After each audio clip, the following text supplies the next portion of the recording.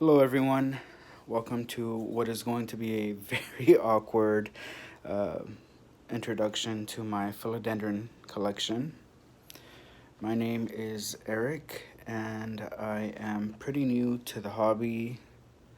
Um, so, I've been collecting plants for a while, a little over a year, I guess. Well, actually, that's not a very long while, but I wanted to make this video because I have gone online to look for videos on certain plants and I have not had very much luck. I'm going to introduce you here to the Gloriosum that I have. As you can tell, she is not in very good shape. I purchased this plant at the Houston Orchid Society show a few months ago. It came in pretty bad shape already as it is.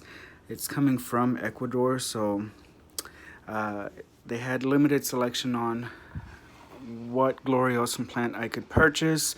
However, I did choose this one because it had a caterpillar that was growing, and I figured it would be okay because I would have a new growth. Unfortunately, as you can see, the caterpillar did not make it, and I was pretty bummed about that. But the good news is, where that caterpillar was, I do have a new one growing. Pretty excited about that. I've had this plant about 3 months, and it's taken that long to produce that, so wish me some luck. I have unfortunately gone through a very bad problem with fungus gnats, so if you see any flying around, know that I am doing my best to take care of the situation. I no longer water from the top, I water from the bottom, which is why you see so much calcium buildup here. And I do sprinkle boric acid on top of the substrate sporadically. Neem oil did not work for me. Neither did a lot of the other things that were suggested to me. Boric acid has helped a lot. It has not gotten rid of them completely, but it's an ongoing process. This here is the Philodendron Lynnhannonieae. Purchased it online about a month ago. It's the newest addition to my Philodendron collection. I really like the blade and the vein, how it looks. Actually, let me revert back to the substrate on all of these. As you may or may not already know, philodendrons are epiphytic in nature. So what that means is that they don't grow in normal soil per se. There are some that do, but for the most part, the ones that I have are semi-epiphytic in nature.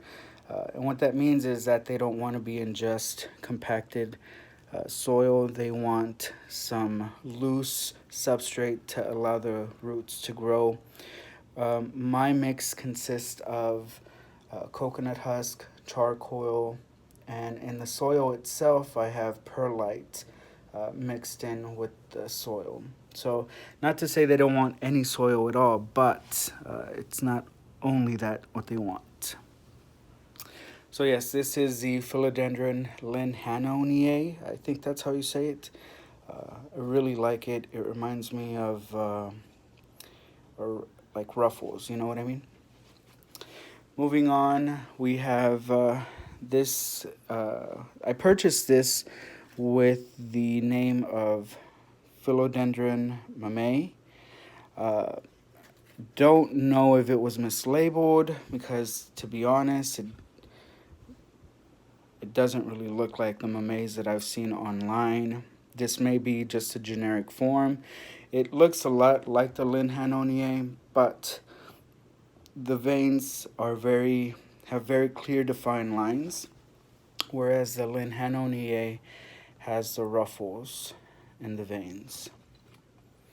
Also, the Lynnhannonieae has white hair type growth on the petiole, whereas this one has some red growth and it's a little flatter, as you can see.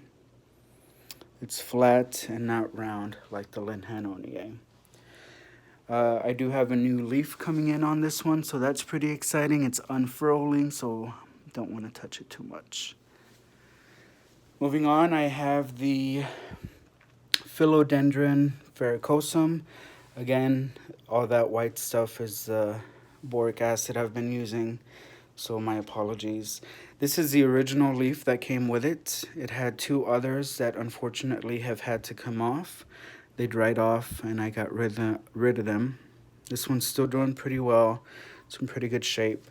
And this is a new leaf. This came in about 3 weeks ago. This came in about 2 weeks ago. And pretty excited because I have more cataphyll forming with another growth. So that's exciting. The Verrucosum is a climber, so I'm going to need to get a moss pole pretty soon for it or something for it to climb on. The Mamei also has a petiole coming in from the new growth. So that's pretty exciting. Very active growth. So yes, again, this is the Philodendron Verrucosum. It's interesting to me. I don't know if it's just because it's a new young leaf. This one came in pretty deformed, I guess you could say. This was from the original cataphyll that it came with. The plant, again, it took 3 months for it to actually sprout. Oh, yes, I actually bought this one at the Houston Orchid Society show as well. And I bought it with the cataphyll as well that produced this. But as you can see, it's really small. It doesn't have the characteristic leaf that I've seen on most Verrucosums, but I do attribute that to the fact that they are young leaves, so hopefully I will get more of that spread vein effect that most Verrucosums have. This here, my pride and joy, one of my favorites, is the Philodendron Nangaritense. I think that's how it's pronounced.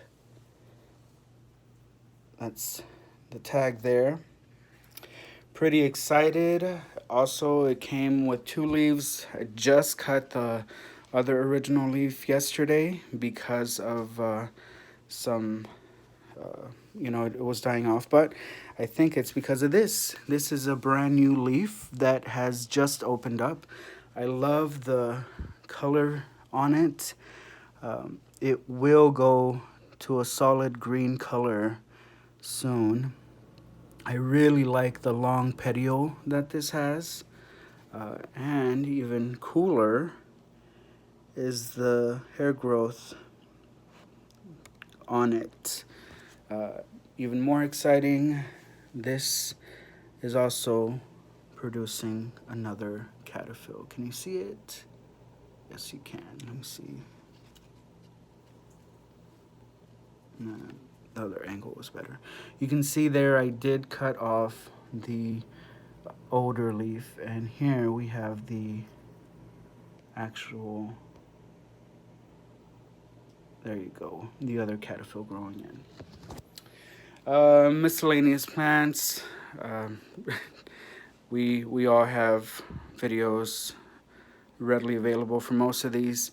This is my other philodendron. I believe it's a no ID. I purchased this at a nursery, and it did not have a tag.